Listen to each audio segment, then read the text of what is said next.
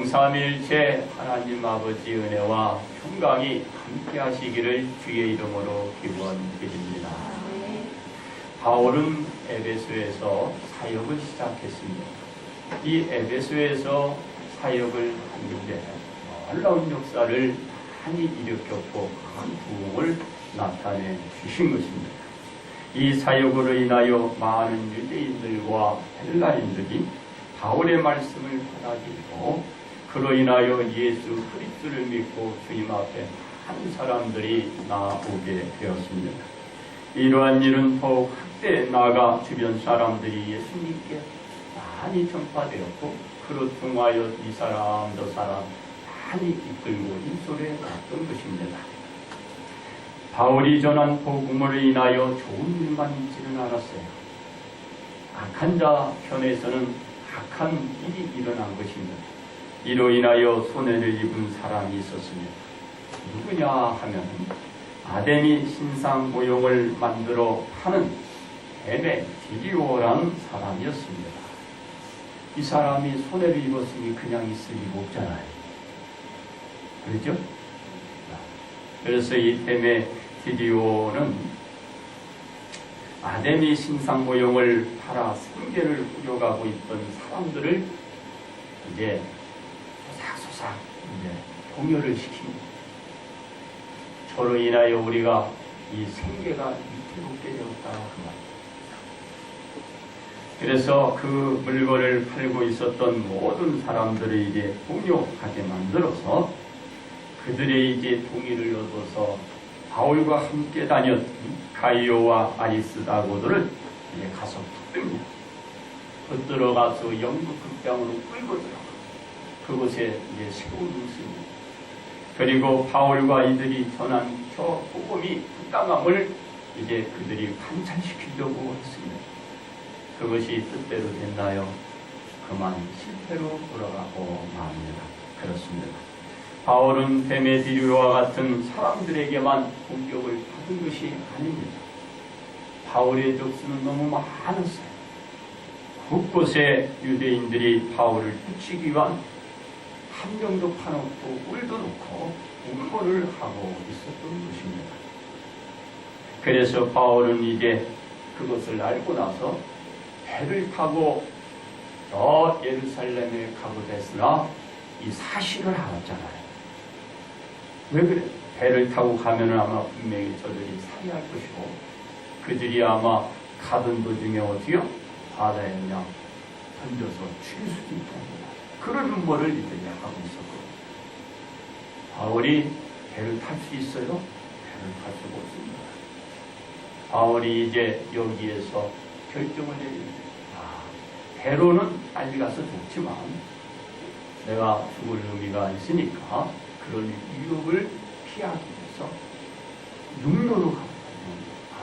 육로로 내가 예루살렘에 가야 되겠다는 이제 결정을 내리게 됩니다. 그래서 마게도냐를 거쳐 예루살렘으로 가려는 도중에 바울 일행은 어디에 잠시 머물게 되느냐면 오늘 본문에 나와 있는 이 트로아에 잠시 며칠간 머물게 됩니다.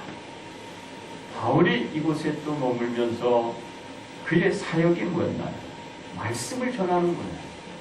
말씀을 증거하고 전파하는 일이기 때문에 이곳에서 말씀을 증거하고 또 이제 다음날 바울이 가는데 그 다음날은 무슨 날이에요? 바로 주간의 첫날이니까 안식 후 첫날을 얘기하고 있는 거예요. 오늘 주일을 맞이하게 되는 것입니다. 주일을 맞이하자 이곳에 있으면서 이 바울이 예배를 드리게 되는 것입니다. 그러므로 예배는 예수님과 동행이라는 이 제목으로 여러분들과 함께 은혜를 나누고자 합니다. 첫째로 죽음에서 다시 살아난 유두오입니다. 바울이 7일간 두루아에서 머물며 주일날 밤 이 주일날에 예배를 드리게 됩니다. 바울이 예배를 드릴 때 많은 사람들이 말씀을 듣기 위해서 여기저기에서 몰려들었습니다. 바울이 늦은 밤 시간에 예배를 드리게 된 날이 무슨 날이라고요? 주일날이라고요. 주일날 예배를 드리지 않고 그냥 지나갈 수 없잖아요. 그래서 이 날에 예배를 드리게 되었던 것입니다. 이 예배는 밤중 동안에 계속 진행됐어요.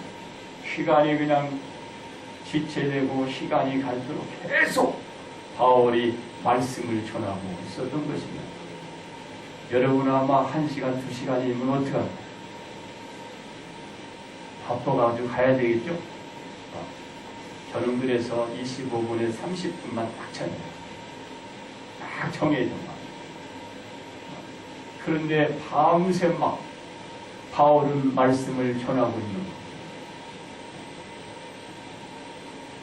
예배가 진행되는 동안에 또 방안은 환히 등불을 밝혔습니다. 왜 그랬느냐면 이 당시 이상한 소문이 퍼졌어요. 저 기독교인들 말씀을 전한다고 하면서 예배드리면서 음탕한 음모의 짓을 한다. 이런 소문이 막 퍼진 거예요. 그러니까 우리는 그렇지 않다. 그래서 불을 여기저기랑 환하게 비친 것입니다. 그리고 예배를 드리게 해왔던 것입니다. 그렇습니다. 이 주일 예배에 참여하는 그리스도인은 예수님이 하나님의 아들이다. 구세주임을 믿고 받아들인 자가 이 예배에 동참하게 되는 것입니다. 예수님이 죽은 자 가운데 다시 부활하신 것을 믿는 자가 예배에 동참하게 되겠지요. 성령의 강림을 믿고 따르는 자가 이 예배에 동참하는 자입니다. 예수님과 동행하는 자라 할 수가 있는 것입니다. 그래서 예수님이 부활하신 안식구 첫날 이 날을 구별하여 한 곳에 이들이 모여서 예배를 드리고 말씀을 듣고 저들이 무엇을 했나요? 떡을 떼었고 잠을 서로 나눈 것입니다. 성찬을 갖게 되었던 것입니다. 그렇습니다. 이날 예배는 많은 사람들이 몰려왔기 때문에 밑에도 꽉 찼고 위층에서도 꽉 차 있었어요. 사람들을 꽉 차 있었다라는 것입니다. 그래서 사람들은 주어진 공간에 다들 들어가 앉을 수가 없습니다. 지금도 큰 데에 가면요 앉을 수가 없어요. 그래서 줄이 쫙 서 있잖아요. 바로 이때도 앉을 수가 없었어요. 그래서 사람들은 위로 올라가고 그리고 그것도 부족해서 어떻게 바로 창틀에 걸터 앉아 있어 그리고 그곳에서 말씀을 듣게 되었던 것입니다. 창가에 걸터 앉은 사람 중 유두라는 청년이 있었다라는 것입니다. 이 청년의 직업은 단순한 일상적인 일이었습니다. 아침에 일찍 나가 저녁 늦게 돌아오는 피곤한 직업이었습니다. 이 청년은 자신의 피곤한 몸을 이끌고 주일날 예배에 참석하게 된 것입니다. 예수님과 동행이 없이는 이 곤피난 몸과 이 생활을 하는 사람이 이 몸을 이끌고 예배에 동참할 수 있을까요? 없습니다. 청년이 예수님과 동행했기 때문에 가능했던 것입니다. 그래서 그 몸을 이끌고 이 주일 예배에 동참해 바울의 말씀을 듣기 위하여 그가 이 예배에 이루어지고 있는 장소에 동참한 것이다 말입니다. 그런데 예배에 참석해 말씀을 듣고 있던 이 청년에게 무슨 일이 일어나고 말았나요? 창틀에 건투 앉아 있던 이 청년이 그만 깊은 잠에 떨어지고 맙니다. 청년은 졸음으로 말미암아 그만 창틀에 걸터 앉아 있다가 이 떨어지고 말았어요. 몇 층에서 떨어지는가? 3층에서 그냥 뚝 떨어지고 마는 것입니다. 그렇습니다. 3층에서 떨어진 청년은 어떻게 됐나요? 사람들이 이것을 증명해 주고 있는 거예요. 뚝 떨어지니까 사람들이 막 내려갔잖아요. 그리고 나서 그 떨어진 청년을 일으켜 보니까 청년이 이미 죽었더라. 그랬어요. 죽어버렸어요. 하나님께 예배를 드리다가 이 청년이 위에서 떨어져 죽은 것입니다. 이 청년이 죽었지만 이 청년이 누구와 함께 동행하고 있다고 했나요? 예수님과 함께 동행하고 있는 사람이었습니다. 이 청년이 죽었다는 소리를 들은 이 바울은 이제 이 청년을 어떻게 하나 딱 가가지고 청년이 이렇게 바로 내려놨어요. 그리고 바울이 그 위에 올라갔다 내려간 거예요. 올라갔다 내려간 거예요. 그러면서 바울이 이렇게 외쳐댑니다. 떠들지 마라. 생명이 그에게 있다라고 말해 주신 것입니다. 죽었어요, 살았어요? 살아난 거예요. 엘리야도 아이를 살렸죠. 엘리사도 아이를 살렸어요. 오늘 바울이 유두고를 살려주신 것입니다. 그렇습니다. 바울은 죽었던 청년이 다시 살아났단 말하고 다시는 무엇을 했나요?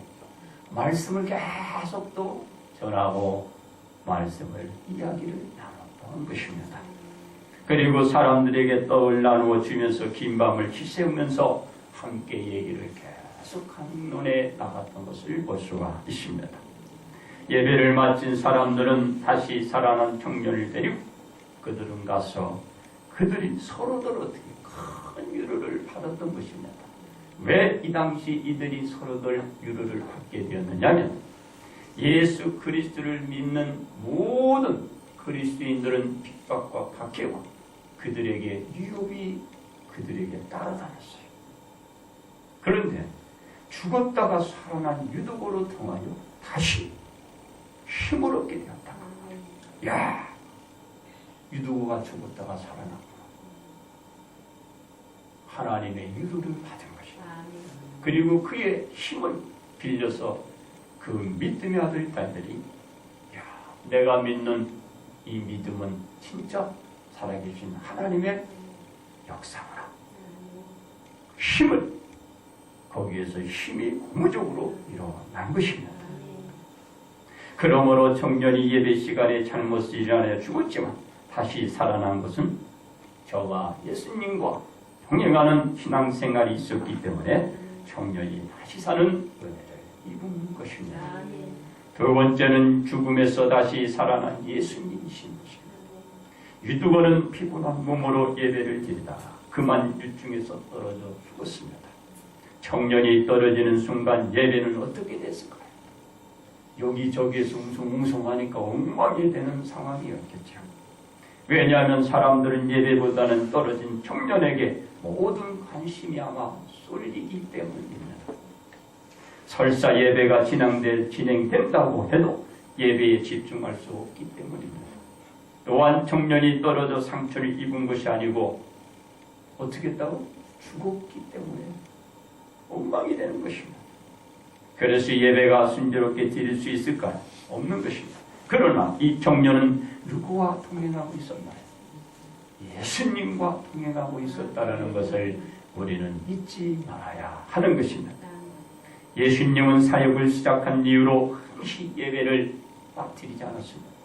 예배를 드린 것을 볼 수가 있습니다. 밤이면 산에 올라가 하나님 앞에 예배를 드렸고 낮에는 사람들 앞에서 그 말씀을 증거하고 전한 것을 볼 수가 있는 것입니다. 예수님은 아침 저녁을 가리지 않고 예배를 드렸습니다. 예수님이 예배를 통하여 말씀을 선포할 때는 많은 사람들이 주변 곳곳에 나와 예수님의 말씀을 듣고 회개하고 말씀을 받아들여 예수님께 수많은 사람들이 나온 것입니다. 그렇습니다. 예수님을 따르는 인물들이 하루가 다르게 숫자가 많아지는 것은 본 사람들은 어떤 마음을 갖는 악한 마음을 갖는 거예요. 자기도 예수님 믿고 이 주님 앞에 올 생각하지 않고 예수님께 적개심을 품은 것입니다. 그렇습니다. 대제사장과 서기관 미약한 무리들은 예수님의 예배를 방해하고 말씀이 선포되는 것을 막고 말씀이 더 이상 선포되지 못하도록 온갖 해방을 자행한 것입니다. 그러나 예수님이 회당에서 예배를 드리고 말씀 전하는 그 사역을 막았나요? 막지 못했습니다. 왜냐하면 예수님이 피해 떠나면 사람들이 예수님이 있는 곳으로 찾아와 예배를 드리고 그들에게 말씀을 전파하고 말씀을 들었기 때문입니다. 상황이 이 지경에 달하자 악한 무리들은 어떤 자세를 취했나요? 저 악한 무리들은 예수님이 드리는 예배와 말씀 선포를 방해하는 것으로 끝내지 않는 그런 생각을 가지고 있습니다. 어떻게? 예수님을 아예 그냥 잡아 죽여야 되겠다. 죽여 없애버려야 되겠다. 이런 음모를 하게 된 것입니다. 그렇습니다. 예수님 마지막 예배를 드리고 제자들과 상마천을 가지면서 자신을 제자 중 한 사람이 팔게 될 것이라는 예언의 말씀을 그들에게 선포하게 됩니다. 예수님은 제자 중 한 사람이어야 팔려 악한 무리들 손에 넘겨질 것이라는 사실을 알면서도 예수님은 그 제자를 보내주는 거예요. 예수님이 자신을 팔자를 보내주신 것은 예수님이 지금 누구와 동행하고 있나요? 하나님과 동행하고 있는 것입니다. 하나님의 뜻을 따르고 있는 거예요. 그렇습니다. 예수님은 제자 중 한 사람의 배신을 말미암아 악한 무리들 손에 넘겨지고 갖은 고난을 당하게 돼.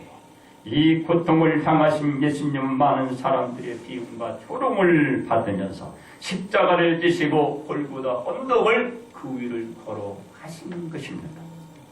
예수님이 고난과 핍박과 괴로움을 겪어야 했던 것은 예배를 드리면서 말씀을 선포하였기 때문에 이 고난을 겪어야 되는 거예요. 우리가 이 예배를 드리는 건요, 순탄한 것이 아니에요. 힘든 거예요. 예배를 드린다고 해서, 말씀을 선포한다고 해서 고난의 길을 걸잖아요. 내가 편하기 위해서 예배 드리는 게 아니에요. 고난이 따르게 되는 것입니다. 예수님이 악한 무리들이 요구를 받아들여서 예배를 드리지 않고 말씀을 선포하지 않았다면 우리 예수님은 이 고난의 이 언덕을 걸어가지 아니해도 됐어요. 그러나 예수님은 말씀을 전했고 선포한 것입니다.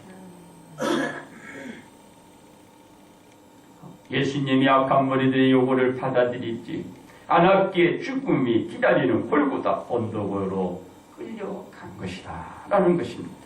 예수님 악한 무리들이 의해서 십자가에 못 박혔고 십자가에 돌아가신 것입니다. 십자가에 돌아가신 예수님은 무덤의 장사를 치르신 것입니다. 누가 예수님과 여기에 함께 동행하고 있나요?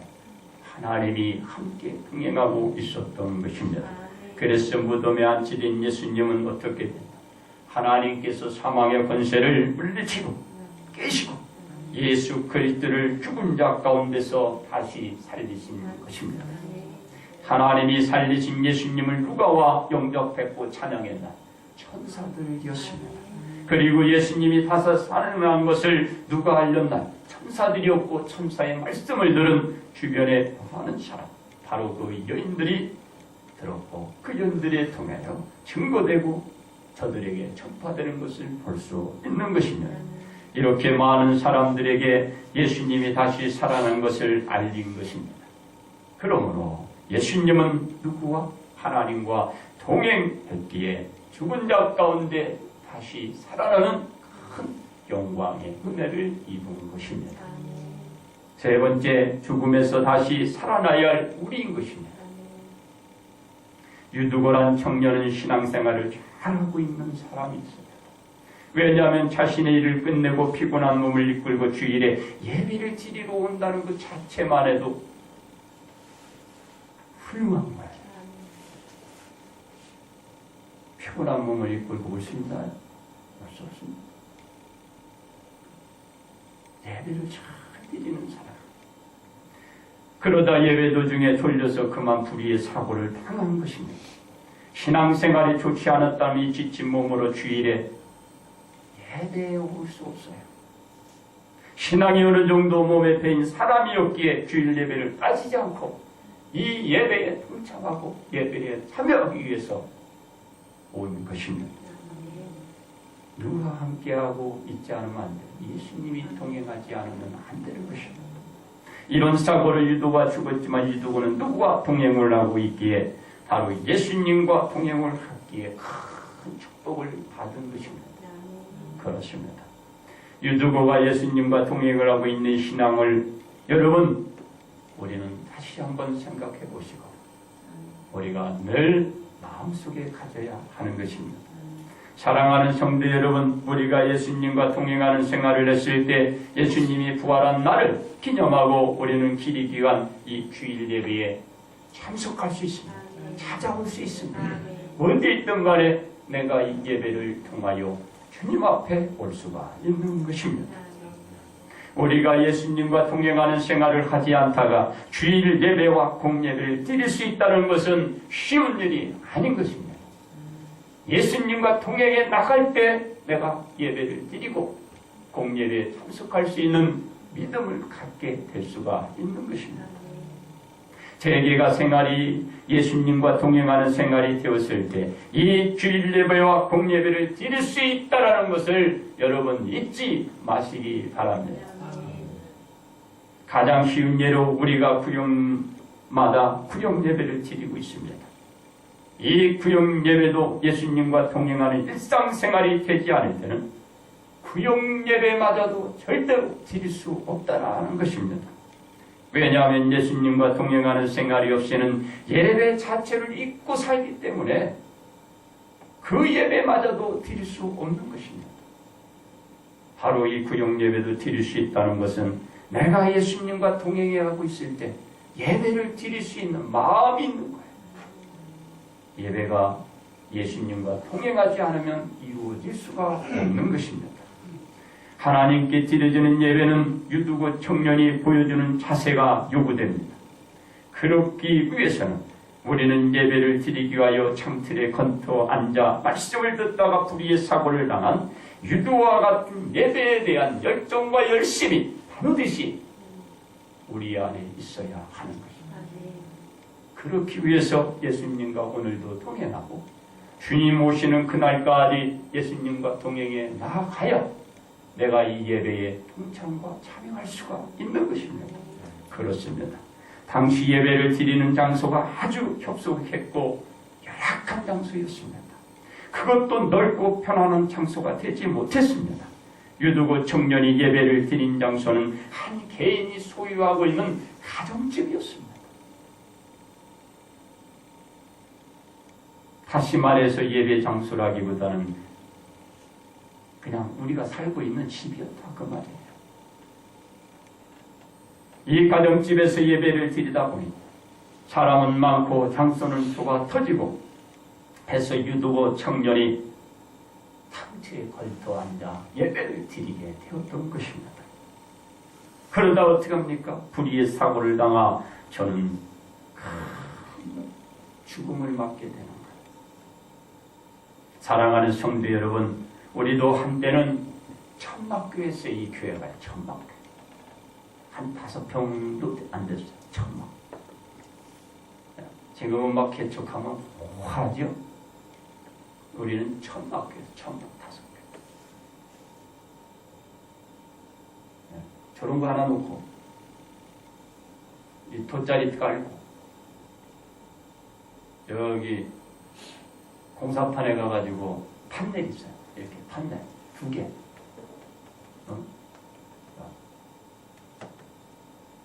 그거 딱 놓고 그게 강단이야. 거기다가 시멘트대 노란 거 있죠? 그거 잘라가지고 종이 딱 깔고 탁 했어요.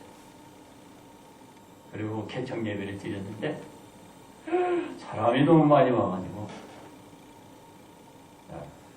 그러다가 그 시일이 지나고 그 시절이 지나고 비닐하우스 이제 50평을 이제 쳤어요.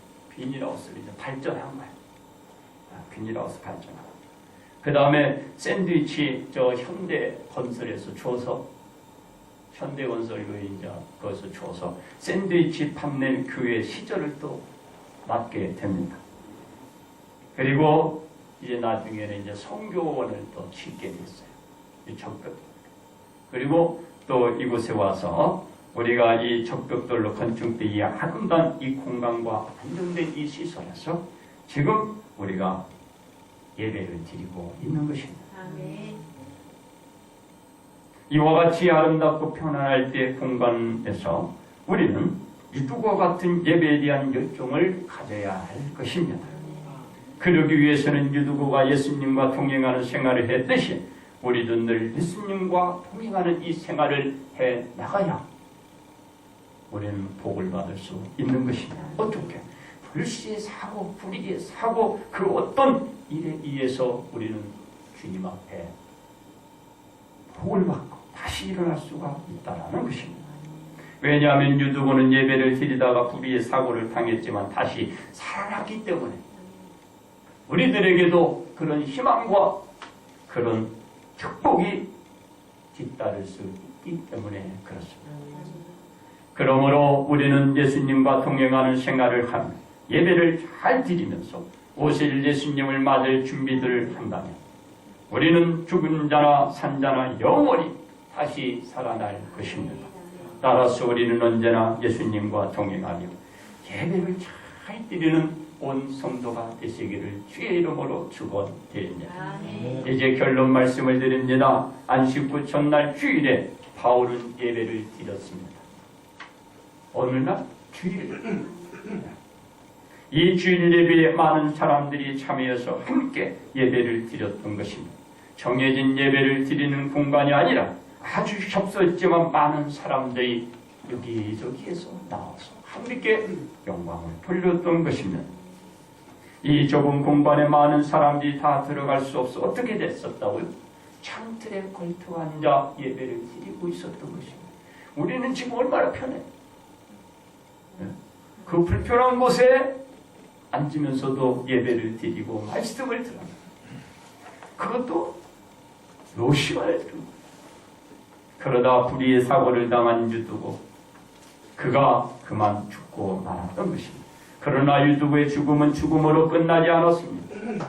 늘 예수님과 동행했던 유두고는 죽음의 권세를 물리치고 유두고는 다시 살아나는 그런 축복을 받은 것입니다. 그렇습니다. 유두고가 죽음에 다시 살아난 것은 예수님과 동행하는 생활을 했기 때문입니다. 그러므로 우리는 예수님과 동행하는 생활이 중요합니다. 예수님과 동행하는 생활은 예배 생활에서 멀어지지 않고 불의의 사고를 당한다고 해도 걱정과 염려할 필요가 적고 다시 회복할 가능성이 있기 때문입니다.